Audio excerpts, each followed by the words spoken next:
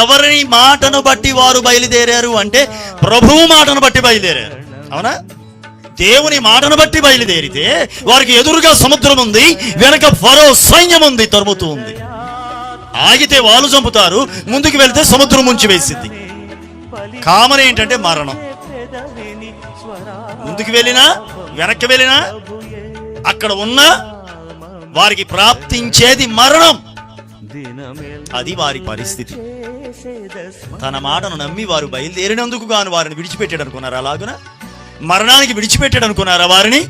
లేదే, ఆయన అగ్ని స్తంభంగా దిగి వచ్చాడు, వారితో కూడా ఉన్నాడు. ఫరో సైన్యం వారిని తరుముతున్నా వారిని తాకలేకపోయారు. ఎర్ర సముద్రం పొంగి పొర్లుతూ ఉన్న బలమైన తూర్పు గాలిని పంపగా అది ఆరిన నేలను ఏర్పరిచింది. దేవునికి స్తోత్రం. చక్కగా వారు ఆరిన నేల మీద నడిచి ఎర్ర సముద్రం అవతలకి వెళ్ళిపోయారు.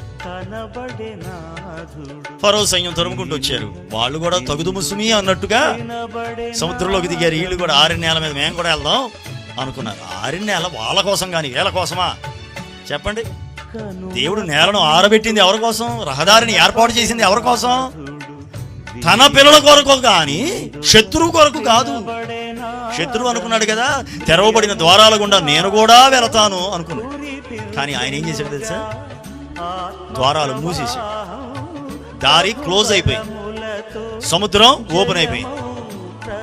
మరలా యథావిధిగా ప్రవహించడం ప్రారంభించింది. సముద్రంలో పడి ఫరో సైన్యం కొట్టుకుపోయింది. దైవిక భద్రత కాదా? దైవిక నడిపింపు కాదా ఇది? దేవుడు విడిచిపెట్టలేదు తన నమ్మిన వారిని. బాధ్యత కలిగిన వాడిగా ఉన్నాడు, బాధ్యత కలిగిన తండ్రిగా ఉన్నాడు. రెక్కల చాపి రెక్కల మీద ఎత్తుకొని తీసుకువెళ్ళాడండి.